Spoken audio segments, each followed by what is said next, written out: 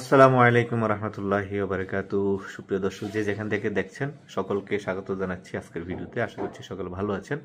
আলহামদুলিল্লাহ, আল্লাহ পাকের অশেষ রহমতে আমিও ভালো আছি। তো দর্শক, আপনি যদি আমার চ্যানেলে নতুন হয়ে থাকেন তাহলে অবশ্যই চ্যানেলটি সাবস্ক্রাইব করবেন এবং পাশে থাকা বেল আইকনটি প্রেস করে দিবেন, যাতে নতুন ভিডিও আপলোডের সাথে সাথে সেই ভিডিও নোটিফিকেশন আপনার কাছে পৌঁছে যায়। আর যদি অলরেডি সাবস্ক্রাইব করে থাকেন, থ্যাংক ইউ সো মাচ। তো আজকে আলোচনা করব হচ্ছে আমি রাশিয়ার বিস্তারিত একদম এ টু জেড। আপনার কি ডকুমেন্ট লাগবে, ভিসা প্রসেস করতে কত সময় লাগবে, কি কাজ, কত বেতন পাবেন, অ্যাকোমোডেশন কে করবে, বিস্তারিত থাকছে এই ভিডিওতে। আশা করছি শুরু থেকে শেষ পর্যন্ত ভিডিওটি দেখবেন, তাহলে রাশিয়া সংক্রান্ত সকল তথ্য আপনাদের বোধগম্য হয়ে যাবে ইনশাআল্লাহ। তো কথা না বাড়িয়ে ভিডিওটি শুরু করি। শুভ অপরাহ্ন। আশা করছি সবাই ভালো আছেন। আলহামদুলিল্লাহ, আল্লাহ পাকের অশেষ রহমতে আমি ভালো আছি। এই মুহূর্তে ক্রোয়েশিয়ান সময় 5টা 34 মিনিট এবং তাপমাত্রা 1 ডিগ্রি সেলসিয়াস, ফিল লাইক -1। এবং রাত যত বাড়বে তাপমাত্রা কমতে থাকবে। অ্যাটলিস্ট রাত 2টা নাগাদ সেই তাপমাত্রা হয়ে যাবে -4 ডিগ্রি সেলসিয়াস এবং ফিল লাইক 7 ডিগ্রি, -7। মোদ্দা কথা, ফেব্রুয়ারির একদম শেষ পর্যায়ে এসেও এখনো ক্রোয়েশিয়ার তাপমাত্রা অনেক কম। মাঝখানে জানুয়ারির শুরুতে বা ফেব্রুয়ারির শুরুতেও তাপমাত্রা 17 পর্যন্ত উঠেছিল। তারপর থেকে যে পড়া শুরু হয়েছে আর উঠে না, এখন পর্যন্ত তাপমাত্রা অনেক কম। তো যাই হোক, আজকে আমি কিছুদিন আগে বলেছিলাম যে আমরা রাশিয়া নিয়ে কাজ শুরু করব। সম্প্রতি আমরা রাশিয়ার সকল প্রসেসিং গুছিয়ে ফেলেছি ইনশাল্লাহ। রাশিয়ার বিস্তারিত বিষয় নিয়ে আজকে আপনাদের সাথে এই ভিডিওতে আলোচনা করব। তো ভিডিও শুরু থেকে শেষ পর্যন্ত আমার সাথে থাকবেন, আর পাশাপাশি ক্রোয়েশিয়ার এই সান্ধ্যকালীন প্রকৃতি উপভোগ করবেন। তো প্রথমে বলে নিচ্ছি, রাশিয়া একটি শীতপ্রধান দেশ এবং পুরো ইউরোপকে রাশিয়া মূলত ঘিরে আছে চতুর্পাশ দিয়ে। তো সে দেশে বাংলাদেশি শ্রমিকদের জন্য শ্রম বাজার সম্পর্কে ইতিপূর্বে আপনারা অনেকেই জানেন। নেগেটিভ পজিটিভ নানা প্রতিক্রিয়া আমি অনেকের মধ্যে দেখেছি এবং সোশ্যাল মিডিয়াতে অনেক খবর এসেছে বাংলাদেশি শ্রমিকদেরকে সেখানে অল্প টাকায় নিয়ে গিয়ে ভালো বেতন বা মোটা অঙ্কের বেতনের প্রলোভন দেখিয়ে নিয়ে গিয়ে রাশিয়া ইউক্রেন যে যুদ্ধ হচ্ছে, যুদ্ধক্ষেত্রে সেখানে প্রেরণ করা হয়েছে এবং অনেক মানুষ সেখানে মারা গেছে। কয়েকজনের ব্যাপারে নিউজ পত্রিকা আসছে এবং কয়েকজনের লাশ ও লাপাত্তা স্বজনদের আহাজারি আমরা দেখেছি মিডিয়াতে, সোশ্যাল মিডিয়াতে, টিভিতে, সব জায়গায় দেখেছি। তো সেই দিকটা বিবেচনা করে আমি বলবো যে সতর্কতার কোনো বিকল্প নেই। টাকা বাঁচাতে গিয়ে, সময় বাঁচাতে গিয়ে নিজের জীবনকে ঝুঁকির মধ্যে ফেলে জীবন বিসর্জন দেওয়ার মধ্যে কোনো সার্থকতা নেই। জীবন বেঁচে থাকলে অপরচুনিটি, আপনি যদি বেঁচে থাকেন আপনার জীবনে অনেক অপরচুনিটি আসবে। আপনি যদি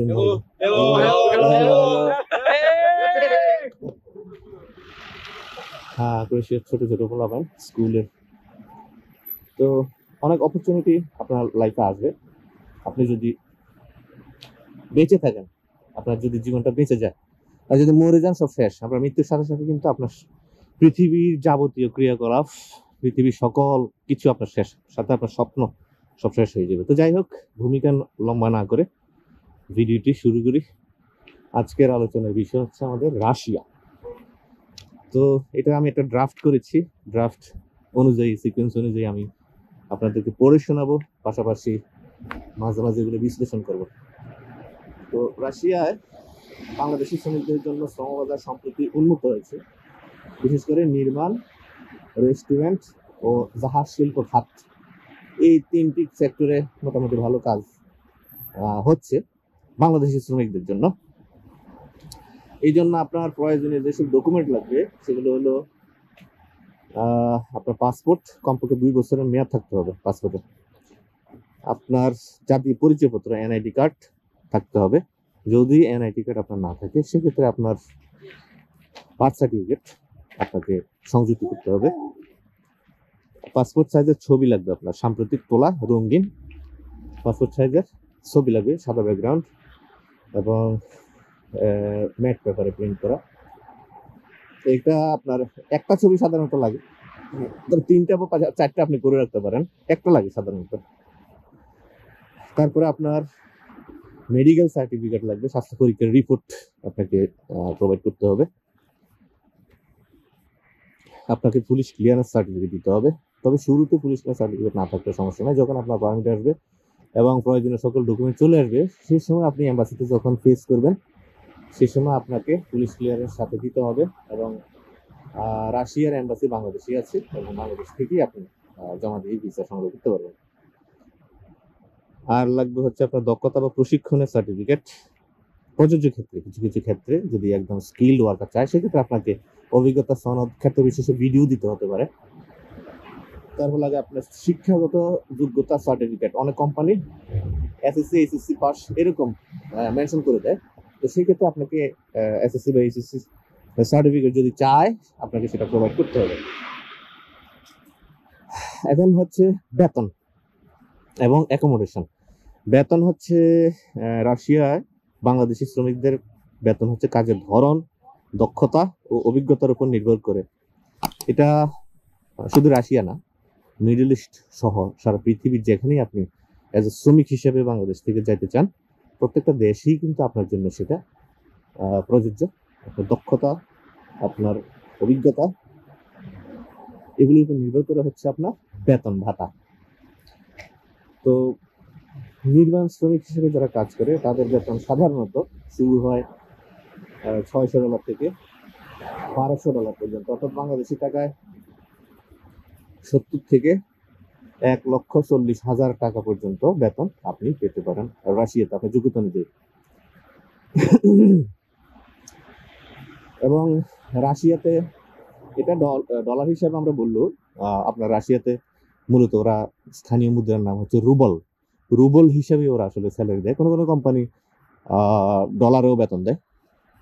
তো আমি ডলার হিসেবেই বলছি, 600 থেকে $1200, অর্থাৎ 70,000 থেকে 1,40,000 পর্যন্ত যারা নিম্ন শ্রমিক তারা বেতন পেতে পারে। আর কৃষি শ্রমিক যারা আছে তারা 500 থেকে 800, অর্থাৎ 58 বা 60,000 টাকা থেকে 92,000 টাকা পর্যন্ত স্যালারি পেতে পারে। তবে আপনারা জানেন রাশিয়া যেহেতু একটি শীত প্রধান দেশ, প্রচন্ড শীত, এবং পৃথিবীর যত শীত মনে হয় সব ওইখানে শীতের জন্য বিখ্যাত। তো সেই ক্ষেত্রে বছরের একটা বৃহৎ অংশ তারা আর আসলে বরফে ঢাকা থাকে। আপনারা জানেন বরফে তাদের নদী, খাল, বিল সবকিছু একজন হয়ে যায়। ইভেন তাদের এখানে যে বড় বড় নদীগুলো শহর বা শহরের আশপাশে যেসব নদীগুলো থাকে সেগুলো পর্যন্ত পুরো বরফে, মোটা বরফে আবৃত হয়ে যায় এবং সেই বরফের উপরে মানুষ স্কেটিং করে এবং অনেকে গাড়ি চালায়, হ্যাঁ, মোটরসাইকেল বা শর্টকাট রাস্তা হিসেবে তখন ওই নদী পথটাকে সবাই ইউজ করে, যেহেতু বরফে ঢেকে যায়। শক্ত বরফ কিন্তু, হ্যাঁ, নরম কোনো ইয়ে না, আস্তরণ না যে একটা পাতলা আস্তরণ বললো এরকম না, এবং পুরো বরফ প্রায় 1 ফিট 2.5 ফিট পর্যন্ত এরকম মোটা বরফে ঢেকে যায়। বুঝেনি তো এটা মানুষের ওজন কত, 80-90 কেজি পর্যন্ত একটা মানুষ হয়, 120 কেজি পর্যন্ত একটা মানুষ হয়। সেই মানুষগুলো এই বরফের উপরে কিন্তু স্কেটিং করে। তো সম্ভবত বুঝতে পারছেন যে কি পরিমাণ আসলে শীত থাকে। তো একটা বছরের বড় একটা অংশ কিন্তু তখন বরফে ঢাকা থাকে, আর ওই সময়টাতে কাজ কাম বন্ধ থাকে, কাজ কাম হয় না।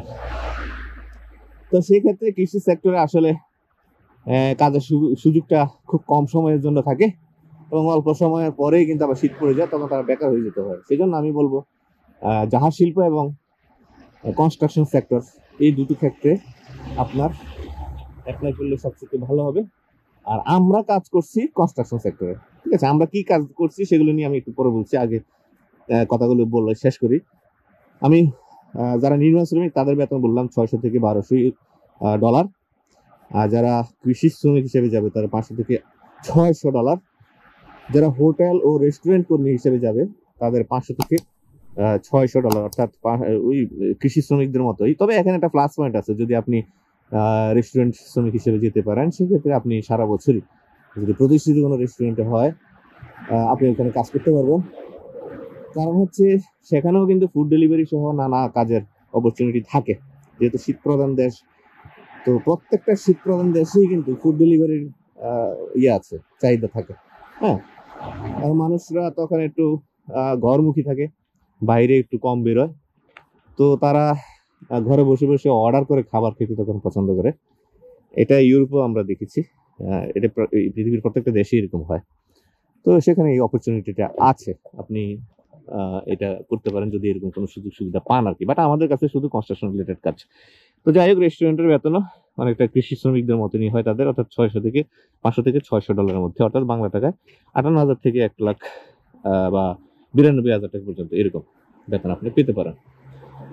অনেক ক্ষেত্রে যারা রেস্টুরেন্টের শেফ বা ওই লেভেলে যারা অনেক অভিজ্ঞ, যারা রান্না বান্নার কাজে খুব দক্ষ শেফ, তাদের কিন্তু আবার $1,000 পর্যন্ত বেতন তারা পেতে পারে, যেটা বাংলা টাকায় 1,25,000 টাকার বেতন তুলতে পারে। তারপরে আছে ট্রাক ড্রাইভার, যারা মোটামুটি লরি, ট্রাক, হ্যাঁ, এই ধরনের ভারী যানবাহন, যারা বাস চালাতে পারে, এরকম ভারী যানবাহনের যারা চালায়, বিশেষ করে যারা মিডল ইস্টে এসব কাজে দক্ষতা আছে, দুবাই, কাতার, বাহরাইন, সিঙ্গাপুর, মালয়েশিয়া সহ নানা দেশে যারা লরি চালায় বা ট্রাক চালায়, বড় বড় 22 চাকা 23 চাকার গাড়িগুলো যারা চালায়, এবং যাদের ড্রাইভিং লাইসেন্স আছে এবং যাদের এক্সপিরিয়েন্স আছে, তাদের ওইখানে কাজের সুযোগ আছে। সেক্ষেত্রে তারা বেতনটা পায় হলো $800 থেকে $1,200 পর্যন্ত, অর্থাৎ 92,000 থেকে 1,40,000 বাংলা টাকা পর্যন্ত তারা ইনকাম করতে পারে রাশিয়ার মতো একটি দেশে। ঠিক আছে, এখন আমি ওই যে 600 থেকে 800, 800 থেকে 1200 এইভাবে কেন বললাম? প্রত্যেকটা কর্মক্ষেত্রেই একটা শিক্ষানবিশ সময় থাকে, যেটাকে বলে ট্রেনিং পিরিয়ড। অর্থাৎ আপনি কতটা দক্ষ, অভিজ্ঞ, এক্সপার্ট, এটা কিন্তু আমি জানি না, বা আপনাকে যে চাকরি দিবে সে কিন্তু জানে না। আপনার সাথে তারা যখন কিছুদিন কাজ করবে, আপনার কাজ যখন তারা দেখবে, দেখার পর তারা বলতে পারবে বা বুঝতে পারবে যে আপনি আসলে কতটা দক্ষ সংশ্লিষ্ট কাজে। সেক্ষেত্রে তারা পর্যবেক্ষণের জন্য আপনাকে 6 মাস, এটাকে বলে শিক্ষানবিশ পিরিয়ড বলে, এই সময়টা আপনার কাছ থেকে নেয় এবং তারা এই সময়টা আপনাকে পর্যবেক্ষণ করে। তারপরে সময় যেটা প্রসেসিং সময়, তারপরে যেটা আলোচনা করব যে রাশিয়ার ভিসা হতে আসলে মূলত কত মাস বা কত বছর সময় লাগে। রাশিয়ার ভিসা হতে সাধারণত ভিসা প্রক্রিয়া 1 থেকে 2 মাসের মধ্যেই হয়ে যায়, তবে এটি নির্ভর করে আবেদনকারীর ডকুমেন্টস এবং যে আপনাকে চাকরি দিবে, অর্থাৎ নিয়োগকর্তা, তার কার্যক্রমের উপর, তার আগ্রহের উপর এবং তার অ্যাক্টিভিটিজের উপর নির্ভর করে। অনেক নিয়োগকর্তা আছে তার লোক একটু দেরিতে দরকার, সে একটু রয়ে কাজ করবে, আর অনেক নিয়োগকর্তা আছে তারা এখনই দরকার, সেক্ষেত্রে সে অনেকটাই তাড়াহুড়া তড়িঘড়ি করে কিন্তু আপনার কাজ করে দিবে। হ্যাঁ, তো সময়টা ওই রকমই 1 থেকে 2 মাস। তবে আমাদের ক্ষেত্রে আমরা বলবো যে আমরা 4 মাস সময় নিব, কম বেশি সময়, যদি আগে 1 মাস 2 মাস এরকম মধ্যে হয়ে যায়, এটা খুবই ভালো, আলহামদুলিল্লাহ। আর আমাদের ব্যাপারটা আমরা একটু বলে রাখি যে আমরা যে কোম্পানিতে কাজ করছি সেটাও কনস্ট্রাকশন কোম্পানি। এখানে দক্ষ, অদক্ষ এবং সেমি স্কিল, স্কিল, আনস্কিল, এই 3 ধরনের লোকই আমরা নিব। তবে কোম্পানির প্রতিনিধি ভিডিও কলের মাধ্যমে অথবা সরাসরি এসে ইন্টারভিউ দিয়ে লোক সিলেকশন করে তারপর নিয়ে যাবে। তো এটা গেল আমাদের কথা। তারপরে অ্যাকোমোডেশন যে বিষয়টা, ইউরোপ সহ নানা দেশে অ্যাকোমোডেশন যেরকম হয় রাশিয়ার ক্ষেত্রে ঠিক সেরকম, অর্থাৎ নিয়োগকর্তা আপনাকে অ্যাকোমোডেশন দিবে, অর্থাৎ থাকার ব্যবস্থাটা নিয়োগকর্তা করে দিবে, খাবারটা আপনি নিজের দায়িত্বে করে নেবেন।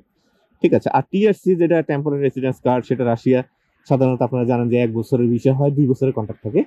2 বছরের কন্ট্রাক্ট একবার 1 বছরের করে বিষয় হয়, আর এটা রাশিয়ার আভ্যন্তরীণ বিষয়ক একটা মন্ত্রণালয় আছে, সেখান থেকে আবেদন করে করতে হয়। তো আপনার এই প্রসেসিং গুলো নিয়োগকর্তা, যিনি আপনার কোম্পানি মালিক, উনি নিজ দায়িত্ব করে দিবেন। এই ব্যাপারে আপনাকে কোনো ফিকির করতে হবে না, টেনশন করতে হবে না, ইনশাল্লাহ। তাহলে টিআরসি কার্ড পাবেন 1 বছরের এবং কন্ট্রাক্ট থাকবে 2 বছরের। ঠিক আছে। রাশিয়ার কাজের ভিসা পেতে বাংলাদেশি নাগরিকদের রাশিয়ার দূতাবাসে আবেদন করতে হবে, যেটা আমি আগেই বললাম। ভিসা ফি, প্রক্রিয়াকরণ সময়ও আলাদা, অন্যান্য শর্তাবলী সম্পর্কিত বিস্তারিত তথ্য যেগুলো আমরা পারমিট আসার পর আপনাদেরকে ধাপে ধাপে সব জানিয়ে দেবো, যে হ্যাঁ এখন আপনার কি কাজ, এম্বাসি ফি কি করতে হবে না করতে হবে, এগুলো সবই আসলে মূলত আমরাই প্রোভাইড করব। আর আমরা এটাকে একটা প্যাকেজের আওতা নিয়ে আসবো। প্যাকেজের আওতা আশা করি আগামী দিন বিস্তারিত আপনারা দেখতে পাবেন, এবং আমার এই ভিডিও ডেসক্রিপশনেও বিস্তারিত তথ্য পেয়ে যাবেন ইনশাল্লাহ। তো ভিডিওটি শুরু থেকে শেষ পর্যন্ত দেখবেন, প্রয়োজনে বারবার দেখবেন। এবং দেখার পর আপনাদের মনে কোশ্চেন আসলে সে ব্যাপারে আপনারা আমাদেরকে কোশ্চেন করবেন। তো এবার আলোচনা করি হচ্ছে রাশিয়ার আসলে মূলত যেহেতু শীত প্রধান দেশ, সেখানে কাজের পরিবেশটা কেমন। ঠিক আছে, এখানে কাজ করতে হলে আপনাকে কি কি সমস্যা বা কি কি প্রতিকূল যে পরিবেশ বা প্রতিকূল পরিস্থিতির সম্মুখীন হতে হবে, এই বিষয়টা নিয়ে একটু কথা বলি। সাউন্ড কেমন হচ্ছে জানি না, যেহেতু মেইন রোডের উপর দিয়ে হেঁটে হেঁটে ভিডিও করছি। আশা করি পরবর্তীতে যখন একটু রিটাচ করব তখন সাউন্ড একটু বাড়িয়ে দেব। তো আমি রাশিয়ার কাজের পরিবেশ সম্পর্কে আপনাদেরকে একটু জানাই। যারা শিল্প কারখানায় বা নির্মাণ শিল্পে কাজ করবে তাদের জন্য বলি, কাজের পরিবেশ অনেক সময় কঠিন এবং শারীরিক পরিশ্রমের প্রয়োজন হয়। আপনারা জানেন এটা। প্রায়শই শ্রমিকরা নির্মাণ সাইটে কাজ করেন, যেখানে বিভিন্ন সরঞ্জাম এবং যন্ত্রপাতি ব্যবহৃত হয়। তো সুতরাং এগুলো রক্ষণাবেক্ষণ কাজ করার ক্ষেত্রে অবশ্যই শারীরিক পরিশ্রমের বিষয় যেটা, সেটা অবশ্যই লাগবে আপনার। আর হচ্ছে কাজের সময় দীর্ঘ হতে পারে, সাধারণত 8 ঘন্টা ডিউটি হয়। কোনো কোনো কোম্পানি তাদের বাধ্যতামূলক ওভারটাইম করায়, সেটা 8 ঘন্টার জায়গায় 10 ঘন্টা বা 12 ঘন্টা পর্যন্ত করে। তবে বাড়তি যে কাজটা করায় তারা, বর্ধিত যে সময়টা, সেটার জন্য তারা উপযুক্ত পারিশ্রমিক দিয়ে দেয়। আর নিরাপত্তা ব্যবস্থা সবসময় ভালোই থাকে কাজের ক্ষেত্রে, সেফটি ইউজ করা হয়। আমি ক্রোয়েশিয়াতে কিছু কিছু ক্ষেত্রে দেখেছি যে তারা সেফটি বেল্ট সহ এই ধরনের সরঞ্জাম তারা ব্যবহার করে না এবং খোলামেলা পরিবেশে কাজ করছে। সেক্ষেত্রে আমাদের অনেকেই আমাকে কমপ্লেন করেছে এবং অনেকে কান্নাকাটি করেছে।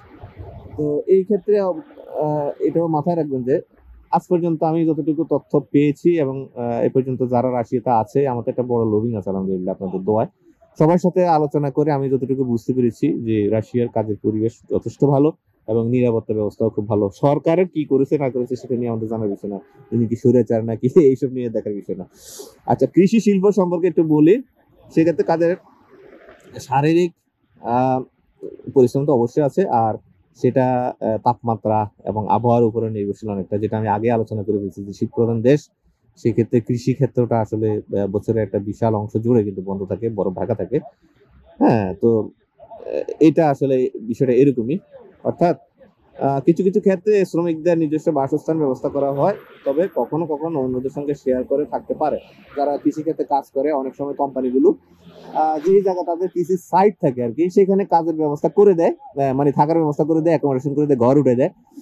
এবং সেখানে আপনার শীতের থেকে বাঁচার জন্য যে হিটার, সেগুলো ইউজ করে এবং গরম পানি সহ নানা উপকরণগুলো থাকে। আবার অনেক কোম্পানি আছে যারা বলে যে না, তোমরা তোমাদের থাকার ব্যবস্থা করো, বাট তারা একটা ব্যবস্থা করে দেয়, সেটা পে করতে হয়। বাট আমাদের যেহেতু কৃষিখাতে কোনো কাজ নাই, আলহামদুলিল্লাহ আমাদের এগুলো ফেস করার কোনো প্রশ্নই আসে না। তো এইগুলো আপনাদেরকে কেন বললাম, এগুলো আপনাদের জেনে রাখা খুবই জরুরি। কারণ হচ্ছে এইসব দেশ আসলে শীত প্রধান দেশে যখন যাবেন তখন আপনাদেরকে নানা রকম প্রস্তুতি নিয়ে কিন্তু যেতে হবে। যেমন আমি এখন যে জায়গাটাতে দাঁড়িয়ে আছি ক্রোয়েশিয়াতে, এখানে প্রচন্ড শীতের কারণে দেখেন আমার আঙ্গুল টাঙ্গুল একদম মানে বন্ধ হয়ে আসতেছে, মানে ইয়ে হয়ে গেছে, কি বলে এটাকে, রক্ত শূন্যতার মতো একটা অবস্থা, রক্তগুলো একদম জমে গেছে, এত কষ্ট হচ্ছে। তো আপনি যখন এরকম একটা পরিবেশে, ক্রোয়েশিয়াতে এখন তাপমাত্রা -1 তাপমাত্রা, আমার এত কষ্ট হচ্ছে, আর রাশিয়ার মতো দেশে -7, 8, 9, 10, -14 পর্যন্ত, 14, 15, 16 এরকম পর্যন্ত তাপমাত্রা থাকে। তো এরকম তাপমাত্রা আপনাকে কাজ করতে হবে। সুতরাং আপনাকে কতটুকু সতর্কতার সহিত কাজ করতে হবে এই বিষয়টা একটু মাথায় রেখে তারপর যাবেন আপনারা ইনশাল্লাহ।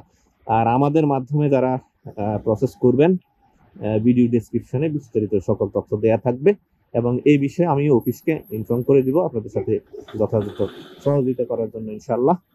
তো এই বিষয়ে আরো বিস্তারিত তথ্য যদি আপনাদের জানার থাকে, ভিডিও ডেসক্রিপশনে নাম্বার দেওয়া থাকবে এবং ভিডিওর উপরে যে নাম্বার দেখতে পাচ্ছেন সেই নাম্বারে আপনারা হোয়াটসঅ্যাপে মেসেজ দিয়ে অথবা সরাসরি আমার সাথে হোয়াটসঅ্যাপে মেসেজের মাধ্যমে আপনারা যোগাযোগ করতে পারবেন এবং কমেন্টের মাধ্যমে আপনাদের প্রশ্নগুলো আপনারা জানাইতে পারেন। আমি ইনশাল্লাহ আপনাদের সকল প্রশ্নের উত্তর দেওয়ার চেষ্টা করব। আপনারা জানেন যে আমি কমেন্টস কিন্তু প্রত্যেকটা কমেন্টসেরই কিন্তু উত্তর দিই এবং প্রত্যেকটা কমেন্টস আমার নজরে আসে, আমি একটা কমেন্টসও কিন্তু মিস করি না।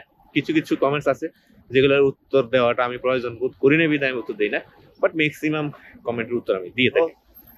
আপনাদেরকে এই শীতের মধ্যে হেঁটে হেঁটে অপরিসীর কিছু পরিবেশও দেখাইলাম, প্রকৃতিও দেখাইলাম, আর এই সন্ধ্যার সময় আপনাদের সাথে অনেকক্ষণ কথা বললাম, আপনাদের অনেক মূল্যবান সময় নিয়ে নিলাম, এবং এই ভিডিওর মাধ্যমে রাশিয়ার যাবতীয় ওয়ার্ক পারমিট সংশ্লিষ্ট সকল বিষয় নিয়ে পুঙ্খানুপুঙ্খ আলোচনা করলাম। আশা করছি এই ভিডিওর মাধ্যমে আপনারা উপকৃত হতে পারবেন। আর রাশিয়া নিয়ে যেহেতু বিতর্ক আছে, সুতরাং এখানে যাওয়ার ক্ষেত্রে, প্রসেসিং এর ক্ষেত্রে খুব সাবধানতা অবলম্বন করবেন। অল্প টাকার ফাঁদে পড়বেন না, এবং চটকদার বিজ্ঞাপনের ফাঁদে পড়বেন না। সাবধান থাকবেন, আপনি নিজের জীবন বাঁচান। আল্লাহর রহমতে ইনশাল্লাহ আপনি শারীরিকভাবে বেঁচে থাকলে, মানসিকভাবে সুস্থ থাকলে সময় টময় কোনো বিষয়ই না। সবসময় আপনার যে মূল্যবান সময় না, আমি বলি যে মূল্যবান টাকা, এটা সেভ করার চেষ্টা করবেন। তো সবাই ভালো থাকবেন, সবার জন্য অনেক অনেক শুভকামনা, দোয়া। আপনাদের সাথে এতক্ষণ ছিলাম আমি রেজাউল করিম।